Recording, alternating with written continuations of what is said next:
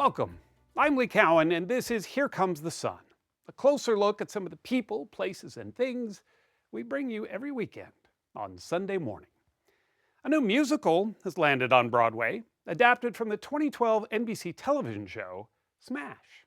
The show follows the creation of a Broadway musical centered around Marilyn Monroe's life and all the chaos that comes with it. Tracy Smith got a front row seat. And now, after more than a decade of fits and starts, here it is, a Broadway show based on a TV show about the making of a Broadway show. Confusing? Maybe, but it all seems to work. Music starts playing, it's the beat of her heart saying, let me be your star. The score for both versions of Smash really started here, with two guys and a piano. Later in the show, the composers of Smash talk about what it's like when the audience comes in knowing pretty much all the musical numbers. What is it like going into a show where a lot of people know the songs already? A nice feeling. It's nice. I said people come in humming the tunes, so that's a good thing. Yeah, it's a wonderful experience. Yes, I mean, people came in the other night, two guys had sewed baseball uniforms with "Let Me Be Your Star" on the back, and yeah, it's very nice. Then Luke Burbank travels to the Eastern Oregon Correctional Institution to meet inmates who are working full-time jobs while incarcerated. Now, all prisoners are required to work in Oregon. At this specific facility, inmates can be hired to make clothes for all 12,000 prisoners in the state's system, as well as a denim brand called Prison Blues. And that is sold to the public. You might be surprised to learn all prisoners in Oregon, like many other states, are required to work while incarcerated. Most of those jobs keep institutions running, things like janitorial work and kitchen duty. And in Oregon, those jobs are paid with points that prisoners can redeem at the commissary. But the jobs with Prison Blues, which is run by an agency called Oregon Corrections Enterprises, those jobs are voluntary. They're highly sought after, and they're paid in actual money. That's all coming up right here on Here Comes the Sun. Smash the Musical opened on Broadway this April with a very experienced team behind its production. Legendary composing duo Marc Shaiman and Scott Wittman are known for creating movies and musicals for Hollywood and for Broadway. And now the pair have teamed up to revisit the songs that fans love from that NBC TV show. Tracy Smith sat down with them, as well as the musical's director, Susan Stroman, and star, Robin Herder, to learn how they created a show that many fans think they already know. Fade in on a girl with a hunger for fame and a face and a name to remember. The new musical, Smash, is everything you'd expect, and maybe more. I'll just have to forget the girl I used to love. Forget poor Norma Jean. But like most big Broadway musicals, what you're seeing up on stage is only half the story. Smash Broadway is based on the 2012 NBC show of the same name. It was a cult hit and a show people love to hate. Let me be your star. A drama within a drama about the making of a Broadway show about Marilyn Monroe called Bombshell, with Megan Hilty and Katharine McPhee vying for the role of a lifetime. It's all here and my heart's bleeding. Let me be your star.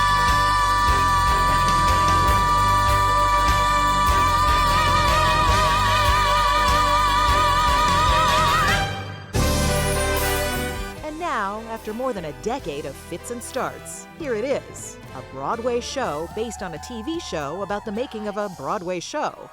Confusing? Maybe, but it all seems to work. Music starts playing, it's the beat of her heart saying, let me be your star. The score for both versions of Smash really started here, with two guys and a piano. Fade in on a girl with a hunger for fame and a face and a name to remember. The music and words are from legendary composing team Marc Shaiman and Scott Wittman. How long have you worked together? Since 1976. So has that Yeah. It was the tall ships, Legionnaire's disease, and Son of Sam. And that's when I met Mark. In their long partnership, Shaman and Whitman have created things for Broadway, Hollywood, and sometimes both, like the musical Hairspray.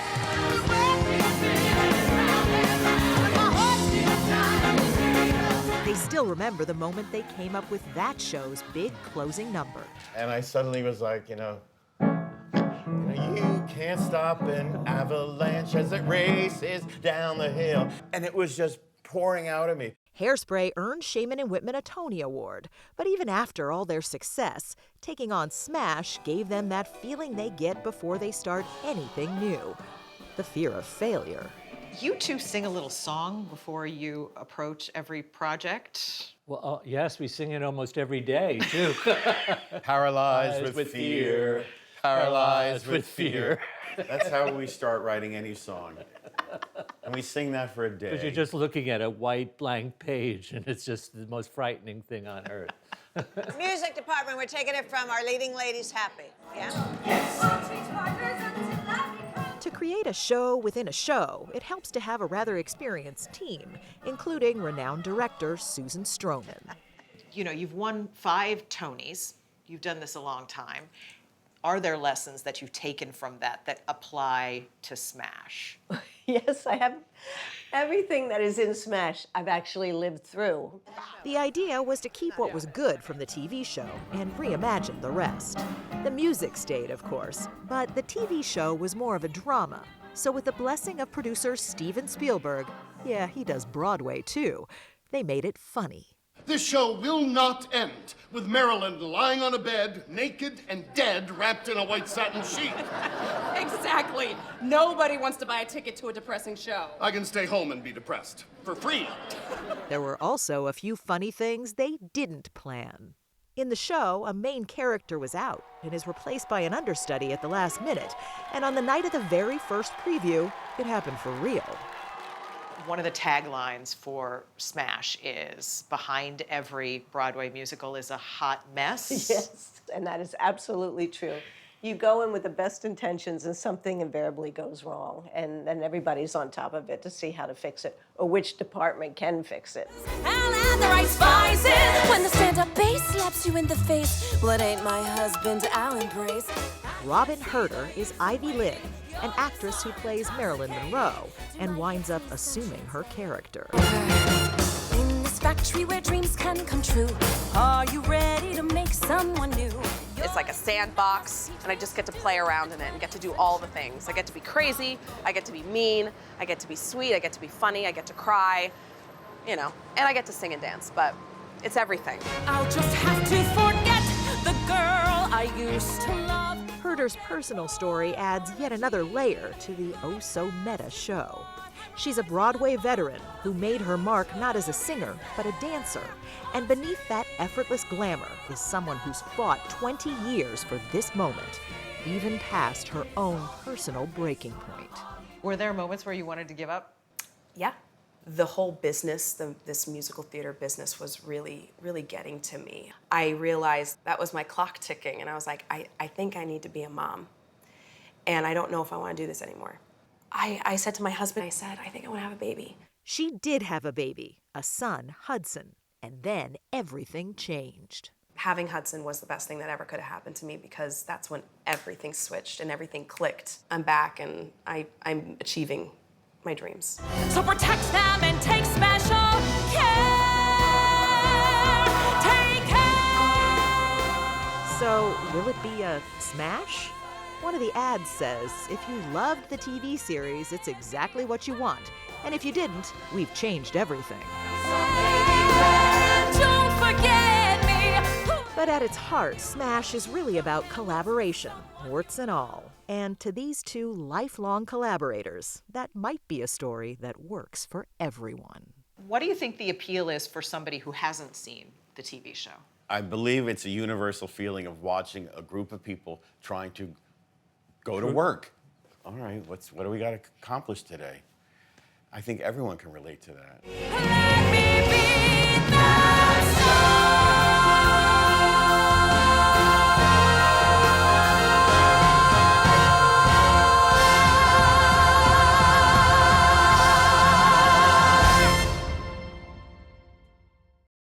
Up next, an exclusive excerpt from Tracy Smith's chat with composing team Mark Shaman and Scott Whitman. Something you can only see right here on Here Comes the Sun. Stay with us. As promised, here's more of Tracy Smith's interview with Mark Shaman and Scott Whitman. What's the process like? We sit across, first terrified, and then, we start to word associate together because we do the lyrics together. And then when we have enough on the paper, the scary white paper to come out, Mark goes to the piano and we start to formulate what the song is. But everything that we write starts with character and story, so it has to come from that place. And often we'll take things that the book writer has written and then steal from him and turn that into a song. And so it's an ongoing process all the time. What is it like going into a show where a lot of people know the songs already? A nice feeling. It's nice. I said people come in humming the tunes, so that's a good thing. Yeah, it's a wonderful experience. I Yes, mean, people came in the other night, two guys had sewed baseball uniforms with "Let Me Be Your Star" on the back, and yeah, it's very nice. And as soon as they hear a familiar chord at the beginning of the song, they break into applause. So, it's a nice feeling. Where is Smash in your hearts? The TV show was a difficult time because not everyone saw the same vision for it. And so this is sort of, in our life, this is our jukebox musical. So, it's wonderful because things don't work when everyone's looking at seeing something different. And this has been a very different experience in that way, in that we all have the same image of what the show should be. And that's really has a lot to do with Susan Stroman, so. That vision? Yes. Yeah, how yes. key was it to have Susan Stroman be a part of this? Well, she's just like us. She loves show business. and she's like, we've wanted to work with her since the producers, so we're very fortunate that we've finally come to this, in life. Up next, a look at the invisible workforce within prisons. Welcome back. The inmates at the Eastern Oregon Correctional Institution work 40-hour weeks making clothes and denim for both their fellow prisoners and for public sale. While these specific inmates are able to make money for their labor, there are 7 states in the country that actually don't pay their inmates at all. Luke Burbank sat down with some of the inmates and a prison labor expert to learn more about the situation here in the United States. Jeremiah Maurer loves his job working as a supervisor in a garment factory. What I do is I go through and I look at the seams. I'm looking for flaws like that. Yeah. This one will have to go back to the line. Yes, this one only goes back one step, and then always remember safety first, always cut away from yourself. But there's one thing about Maurer's work-life balance that's probably different from yours. Both his work and his life take place right here at the Eastern Oregon Correctional Institution in Pendleton, Oregon. It's very normalizing. I come to work 8 hours a day, 40 hours a week. I mean, in several instances, it's not even like I'm in prison. My days go by fast, my weeks go by fast. Maurer and his co-workers make the clothes for all 12,000 or so prisoners in the Oregon system, as well as a brand of denim sold on the outside known as Prison Blues. It's sold in stores, on the web, and has become popular in, of all places, Japan. My first impression of the product was that it's really tough. It's made as workwear, and its toughness is really appealing. You might be surprised to learn all prisoners in Oregon, like many other states, are required to work while incarcerated. Most of those jobs keep institutions running, things like janitorial work and kitchen duty. And in Oregon, those jobs are paid with points that prisoners can redeem at the commissary. But the jobs with Prison Blues, which is run by an agency called Oregon Corrections Enterprises, those jobs are voluntary. They're highly sought after, and they're paid in actual money. Have you been able to save some money through this? I have, yes. There are some people that live paycheck to paycheck, but I'm pretty simple as far as what my tastes are. Chris Cipher is working an embroidery machine, which could pay him up to $400 a month. That is after the state takes its money for room and board and restitution for victims. Is there a kind of a personal dignity thing about going to a job that just kind of changes your mentality in there? Absolutely. If you don't have that money because you have a small job, a low-paying job like working in the scullery or other ones that don't pay very much, having to ask for money from the outside, it can break the heart sometimes. That's right. Inside prison, you can save money or go broke, just like a lot of people do living on the outside. Then there are the 7 states, according to the ACLU, that don't pay prisoners at all for most jobs. And in those places, refusing to work can lead to loss of privileges or punishment, which critics say amounts to forced labor. Labor that we on the outside benefit from. If you go to a public university, you may be sitting on furniture, dorm furniture, produced by incarcerated people. Jennifer Turner is a researcher at the American Civil Liberties Union. If you are in law enforcement, you may be wearing a bulletproof vest or in a car that's been serviced by incarcerated people. And if you go to the supermarket, you may be buying milk that came from cows that were milked and raised by incarcerated people. An AP investigation last year found that a lot of prison work, especially in states where it isn't paid, can be dangerous and demeaning, like picking cotton in the blistering sun or working in unsafe facilities with minimal training. According to Turner's research at the ACLU, incarcerated labor produces at least $2 billion worth of goods and at least $9 billion worth of services every year. Because the supply chain is challenging to track, so much produced by incarcerated people ends up in our supermarkets, in our government buildings, and elsewhere, and we are buying these products and using those services without realizing it. The fruits of this labor is all around us, and we constantly benefit from it, but we don't know it. Not to mention the impact on the labor market, where a prison crew, say fighting wildland fires in California, will always be earning less money than a group of non-incarcerated firefighters, driving wages down potentially. It feels a lot of the times like we're being more treated as like free labor. I try to put that in perspective for some of the staff out here. Is like, well, what if you had to come here but not get paid? Some might wonder how indentured servitude is still legal in the U.S. Well, because when slavery was outlawed by the 13th Amendment, a specific exemption was made for incarcerated people. The fact that some states don't even pay inmates at all strikes Jeff Adair, incarcerated at Eastern Oregon Correctional Institution, as unfair. I don't see a negative from people working in prison. It's actually a good thing to teach people a skill. I mean, if you just sat around doing nothing, then you're not going to be very productive out there when you get out.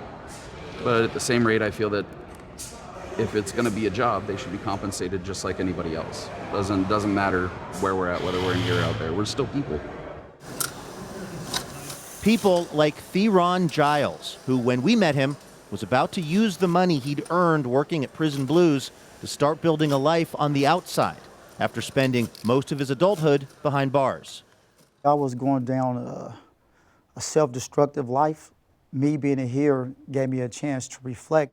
This place could eat you up as well if you don't do the right thing, if you don't take the initiative to want to change. You got to want to change. A changed person, he says, thanks in part to his work with Prison Blues, which he says is his first steady job he's ever had. For me, just being in here, it was a different environment than me feeling that I'm incarcerated. It helped me to mold my skills and hone into a better person that I can be. Spending time at Eastern Oregon Correctional Institution drove home one fact for us, and that is prisoners are people.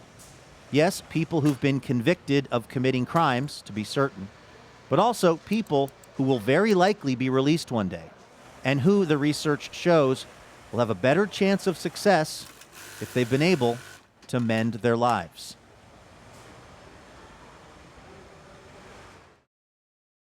I'm Lee Cowan. Thanks for joining us. We'll see you right here next time on Here Comes the Sun.